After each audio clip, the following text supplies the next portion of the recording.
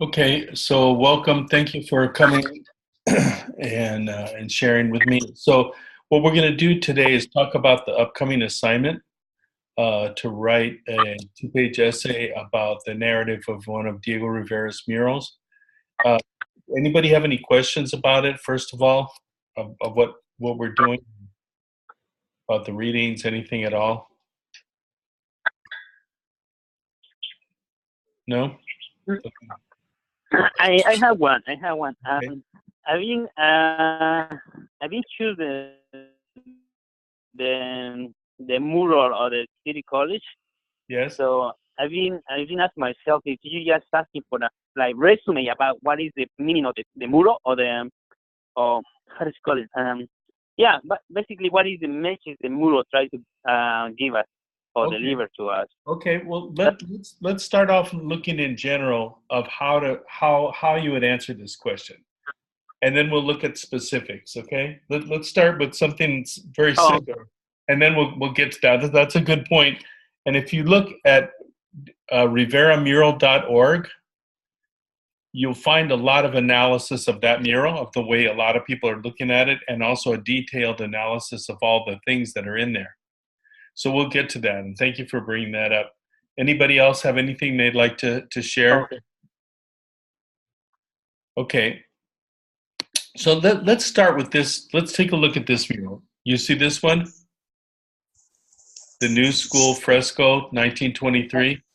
Can you see that one? So, No, I got my phone, so how can I see the video though? okay, let me see. Can you go to a browser on your phone? So Okay. search for Diego Rivera, the New School Fresco. Okay. So in this, can anyone else see it? Yeah, I Yes. see the mural. Okay. So what do we see there? We see a man with a rifle, right, on a horse. We see a group of people sitting on the ground with a woman with an open book. We see people working in the background, right? Mountains. And we see the people sitting around the teacher are many ages, right? There are young people, there's children, there's women, there's older Yes. people. There's a man in overalls, right? See the man with the blue overalls? So, what's going on in this picture? How would we describe the narrative of this that's going on in this picture? So, the way you would start is by looking at the historical context. You would try to find the historical context of what was going on at that time, that he would choose this image, and also maybe where the mural is placed would have something to do with the meaning of the mural, because a mural is a message, a direct message, but it's also a direct message that has to do with the place that it's put in, right? So for instance, when you were talking about the City College mural, the fact that it's placed at City College has something to do with the meaning of the mural, right? That he put it there to speak That's right. to those people. So the placement of this mural also has something to do with the meaning of the mural. So we want to look at the placement, because a painting can be picked up and carried and put anywhere, but a mural is painted in one place, right? And it's meant to stay there, not to be moved around. So this was That's right. this painting was done at the Ministry of Education, at the preparatory school, the place where teachers were being prepared shortly after the revolution. Mm-hmm. So part of the mural project was part of a larger literacy program, where in Mexico before the revolution there were few public schools. So poor Mexicans had really no way to get an education, and mainly the schools were church schools, were church-sponsored schools. And in the rural areas, there were no schools. So what's happening, what we're seeing in this is the new school is anywhere where there's a teacher. So many of the people who were combatants in the revolution, young people went on to be teachers because they thought this was the way of spreading the ideas of the revolution. So first they have to create a curriculum. What are they going to teach, right? What are they going to teach? And who are they going to teach? Are they going to teach anybody that wants to learn? So that's why you see people from many age groups there. And what about the young women teachers? Did you see women teachers before the revolution? Not really, no, not very often. No, no, no. So this is something very new that many young women, she's also wearing a red shirt. Do you think that's significant? What does red symbolize? Politically, this is representing the Communist Party. What about the man with a gun? Why is there a man with a gun standing over the teacher? Well, he's protecting her. This is a guard because there were many people that did not want rural people, peasants, to become educated. Who do you think would be against that? Who might be not in favor of them being educated? The people who are educated or people who are rich. Or maybe the landowner whose land they worked on is afraid that if they get an education and become literate, that they'll begin fighting. That's right, because if they have more education, they can reveal to these tyranny people who in that era, or in that moment, the revolution, they don't want to have education people, so they can still manage them Exactly. the way they. So this was part of the way they want, So if you don't know how to read, you don't know how to write, it's better for them, because they can still manipulate them and stick in this oppression moment of the revolution. Right. When there was the same thing was Emiliano Zapata, who was fighting for the same thing, for the land, for these people, because these people can speak, they don't even know how to talk with these people, So that was easy for the other people. Pay their land, and don't give me anything. You just work for me. Right. So look at this painting then.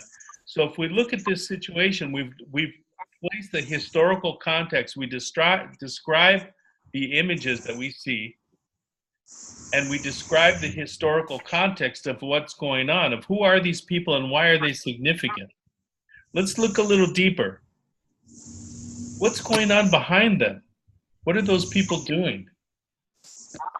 They're plowing a field, right? Mm-hmm. That's right. So this school, is this in a schoolhouse? This is in the middle of a field. This is in the middle of the countryside. So this is showing that this is the work that these new teachers are doing. So this was a part of the new project, a new literacy project that the Ministry of Education was doing, and they were preparing the young teachers to go out and teach in the rural areas.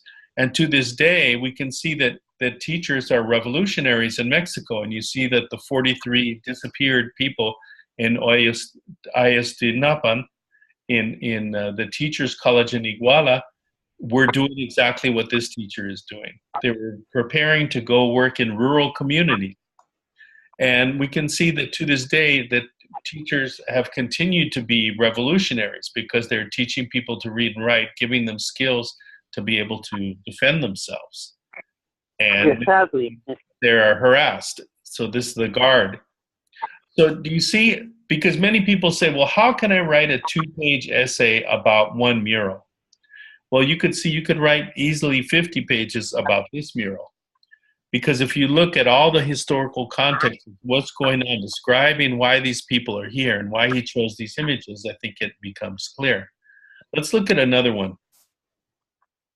Besides historical context, could we do like color or tone of the painting? Yeah, so you can bring all those things in so that you could look at the tone. So what's unique about the tone, the colors that he used? They're pretty dark, except for the red. Except for the red, everything is pretty it's pretty. They're very earthy, right? Yeah. They're earth colors. The people's skin the tone of the earth. So we can see that he's making a point here that he's showing also the ethnic identity, the mestizo identity, the way most people look, right? And this is very different than what you would see normally in paintings, right? People would not choose poor rural people as the subject of the murals. And Diego Rivera was highly criticized for this. They're saying, why do you paint these poor people? Why don't you paint Mexican lawyers and doctors and things like this? So let's take another, here's another one, the organization of the rural movement. So what do we see here? A man in overalls, and overalls signify a worker, an industrial worker. A worker, yeah, factory worker. Yeah. And the white clothing signifies a peasant. Mm-hmm. So this is the organization, this is the coming together of peasants and industrial workers. The meeting of the country and the city, right? People from the country, people from the city that would be divided. They would have rarely come into contact with each other. But this goes back to the Communist Manifesto, the idea of the proletarian, that what unites them is they're both working class people, both exploited by the bourgeoisie. So here he's making a reference to the coming together of these people who might see their interests differently, right? And the city person might see themselves superior to the country people, but here they are coming together, right? And they're talking about how to organize and to come together. So we can see the colors, the red shirt signifying, again, the Communist Party, the blue overalls, an industrial worker, the white, a campesino, peasant. You can also see the lighter skin of this worker in the red shirt than the other rural people. So these are some of the things you could look at, and you could look at the beginning of the organization. And the idea then also is the idea of the muralists to use their murals to create unity and to describe, to protagonize and put forth the images of working people that hadn't been seen previously. Let's also too the way I saw it then is like they bring you from the history, the back in the day, and to the future when the factories, the roads, and everything is being constructed, the new manufacturing. So he put a sample of the assets, the way he been living before, and now like how it's gonna be now in the future, right? Which is what we're living right now. Right. Everything it's incredible. Once I see the picture, the mural was like, wow, how these guys know this is gonna be happening or it's gonna be anything like this. Okay, so let's look at this next one. This one it's called Political Vision of the Mexican People, Tijuana Woman Fresco. So in this mural, we see a woman, which they're called Tehuanas because they're women from Tehuantepec. Tehuantepec is in southern Oaxaca. And what's unique about this region and why you'll see that Tehuanas featured in so many of the murals is when the mural movement began in the early 1920s, Jose Vasconcelos realized that the muralists had not seen much of Mexico, that they hadn't traveled all over Mexico. They'd only seen a few parts of Mexico, mainly because during the revolution, travel was very difficult. And even before the revolution, travel was difficult, was dangerous, and was not easy to get to these places. So he took the muralists on a trip to southern Oaxaca to see Tehuantepec, to see southern Oaxaca. And one of the amazing things, first, it's very tropical, very lush. And what's unique about it is that it's a matriarchy, a matriarchal society where the women are in charge of the economy, mainly growing fruit and selling into the marketplace. And you can see it shows the strength of Mexican working women the strength and power that they have. So look at the woman carrying the basket of fruit on her head. Is that a few pieces of fruit? No, that's a lot. And look at her muscles, right? So he's showing and the beauty of the women and the way they dress and the way they adorn themselves, but also their strength and power. So these are ways you can interpret these murals. So why is this important? So what are some of the issues you could look at? Well, you could look at the role that he's protagonizing, the role of the matriarchal society that maybe people didn't know about in parts of Mexico. The women as producers, right?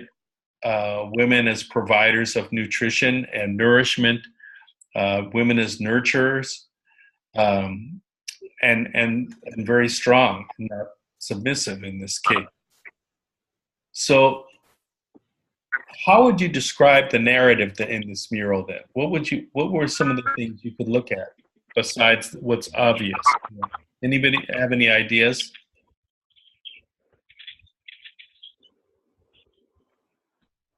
What's the question, sorry? What would be some other themes you could look at in this mural if you're describing the narrative in this mural?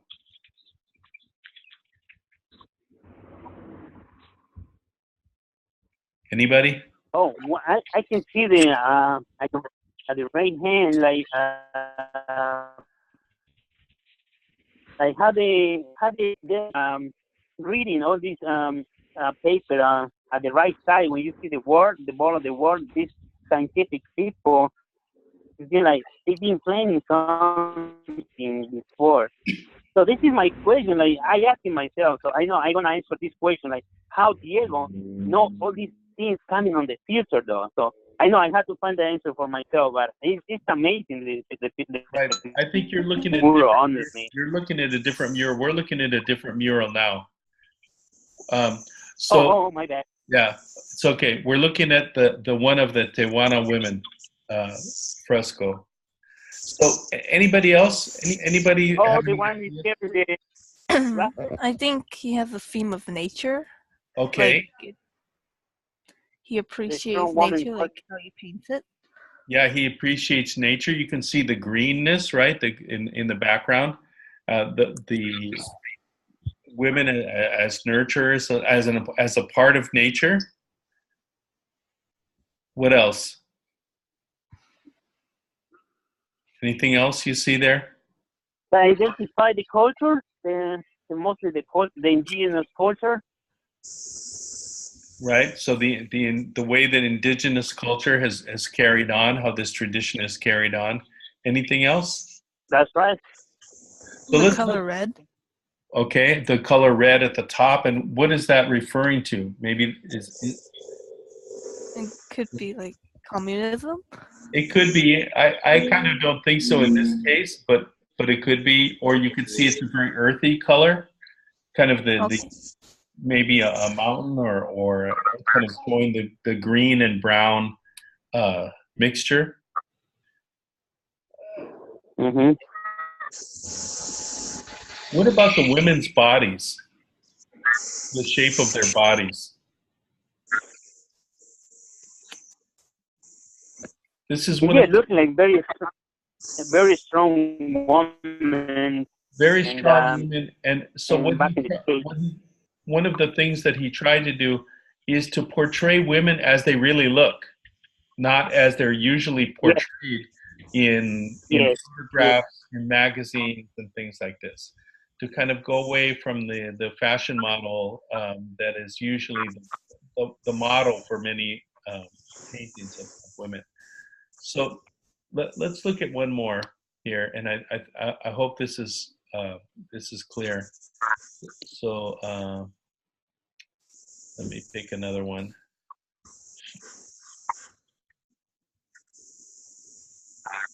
I'm picking ones that are fairly. Let's look the one with the political stuff. Well, all of these are political. I'm picking ones that aren't very specifically political. How about this one? Woman grinding maize. Now, how would this be seen as a political mural? Do you think this is a political mural? What's the message here?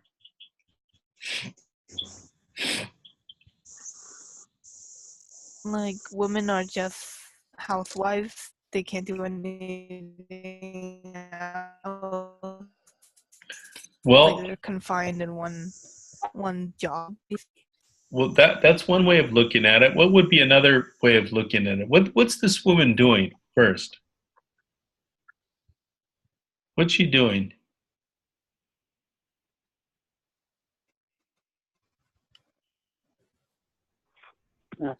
She's Making food.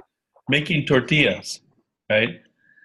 Yes, cooking, making tortillas, cooking Now, for every. has anyone tried making tortillas before? Maybe, Has anyone tried doing this?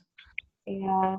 It's not easy. I think the opposite of what someone else Yeah. said that women are just housewives. Maize is the grain that that Latin American culture is built on and so many other cultures. So I think this is proving that, women are capable of sustaining such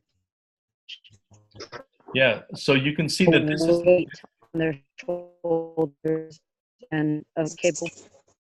At the time, they get the role in that moment too. That was Yeah. the role.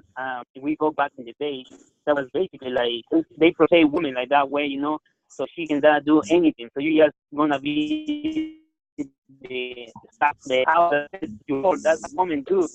Like I feel like it's just the role in the moment for the woman.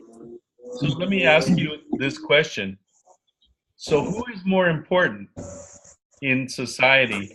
This woman providing the food for everyone in Mexico that eats tortillas, which is everybody, or the banker, or the administrator. So he's protagonizing, he's showing the importance of what she's doing and the strength, the power that goes into this, and the love that goes into this, right?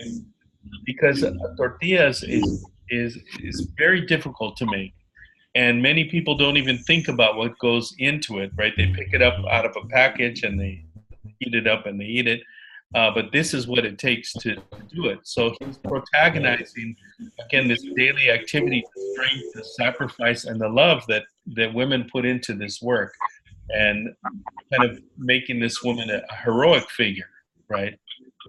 The same that you would see a painting of a general on a horse holding a sword. Again, the hero, the protagonist of the show. And again, look at her arms, right? Is this the first time she's done this? No, she's done this every day for many, many years. So I think it's, again, putting this woman in a very heroic role.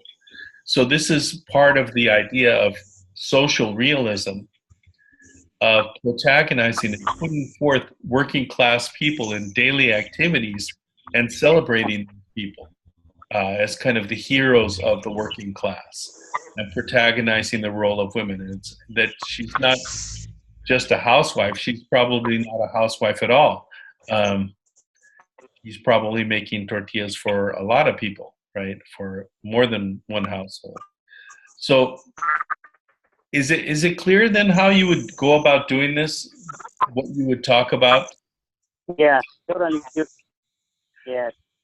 So what about, we were talking about colors. What about the colors here?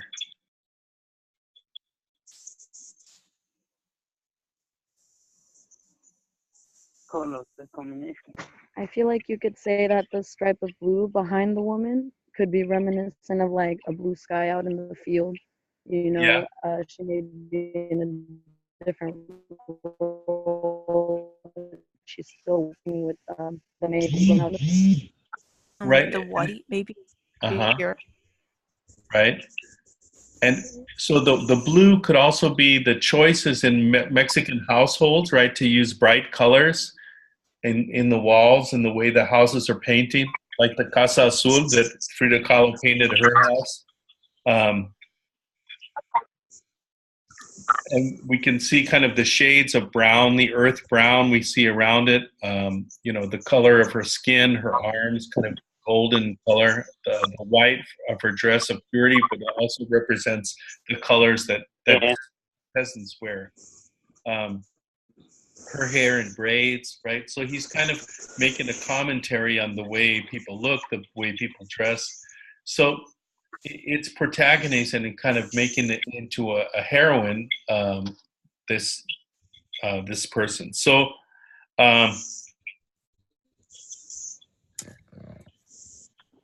Any other comments, questions about how to do this assignment? Do you want to look at another, or you feel this is enough? Another. I'm sorry, I didn't hear you. You can text me also if you. I mean, not text me. Oh, another one, please. Another one. Yeah. Okay. Let's look at another one. What about the who he does? This is a mural that a lot of people write about. This is the Day of the Dead fresco. So this fresco talks about Mexican folk traditions and the diversity of Mexico City, right? We can see the Day of the Dead is a holiday that celebrates this kind of hybrid day that celebrates ancestors. It's a day of ancestor worship where people will think about their relatives. And anyone who's seen the film Coco would know all about this. And it's celebrated November 1st and 2nd. And the idea of the skeletons is the concept of these people that are, these memories of people that will stay with us even after they're turned to bones, right? A way of keeping these traditions and these memories alive. So why is it important to remember our ancestors?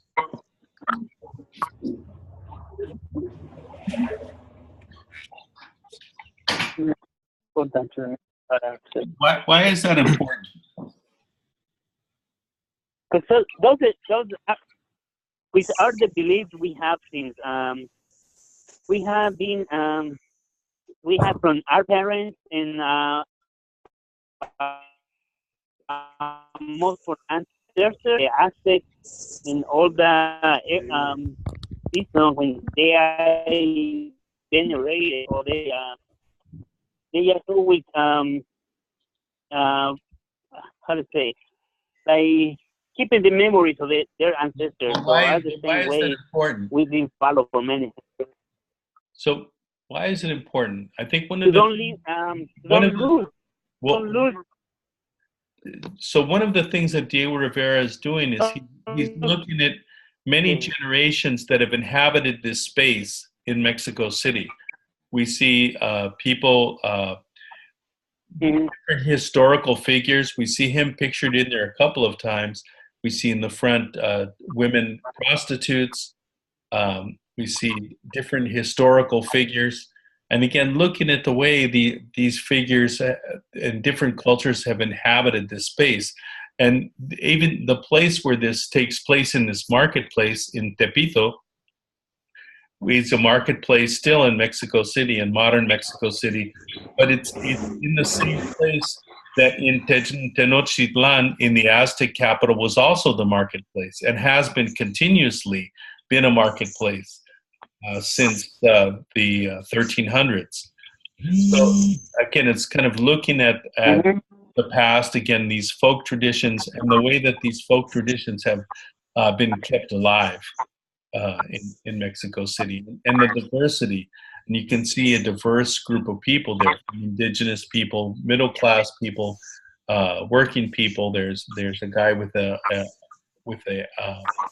big sombrero, like a cowboy hat, and many historical figures in here.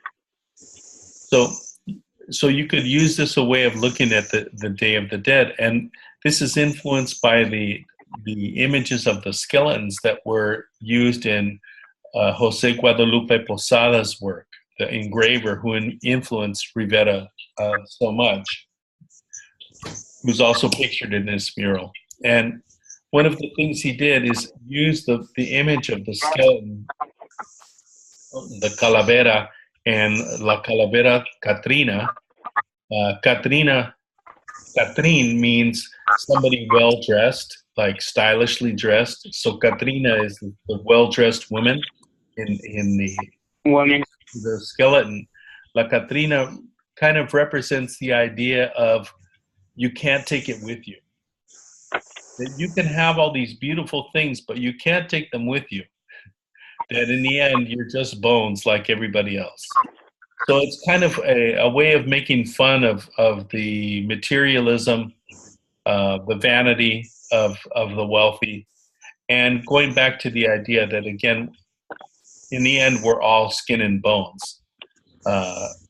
So what keeps us alive are other people thinking about us and having the memories of it. And so what are the things that we take from our ancestors? We learn some of the lessons of the past, of the things that they did right and the things that they did wrong, and can guide us on our journey as we go back. And we can think, again, these subtle influences that'll touch us throughout our lives, guiding us on these paths of how we treat other people, how we interact with other people, what our goals are. What are we supposed to do in this short time that we're here, right? Answering these existential questions that we have to face every day of what we're going to do. Why are we doing this? Why are we walking this path?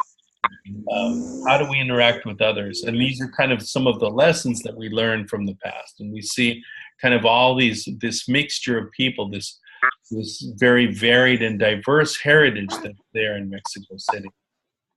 So anyway, what I'm encouraging you to do is try to fill out your answers with as much detail and historical context as you can.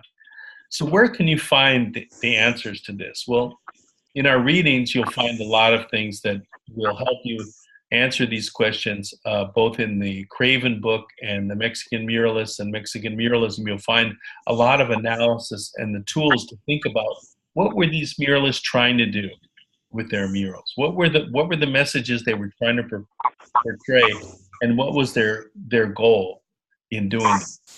So to give Mexican people a view of their own heritage, of their own history, and to rewrite these things and to portray Mexican folk culture in ways that it hadn't been before. And here it's painted in huge form on murals that you hadn't seen before. So is this clear? Anybody else have any questions or comments? I don't want to keep you too long. No. I didn't have any doubt, but now it's getting clear for me. Thank you. Anybody else? Thank you. Appreciate it. Anybody else have any questions? Let me look at the chat window. I'm not seeing the chat here. Yeah. So Yeah, was me. Are we good? Everyone else has their microphones turned off. So if there's nothing else, you can we can stop this, and Yeah, I can go typing. I'll see you next week. And I appreciate you joining in and sharing this. And if you have any questions, you can also email me separately. I'll be available for email. So can you say goodbye or type in goodbye? Thank you. Okay, Thank you. Yeah. Goodbye. Bye. Thank you. Thank you. Bye. Okay, bye-bye. Goodbye. Bye, take care.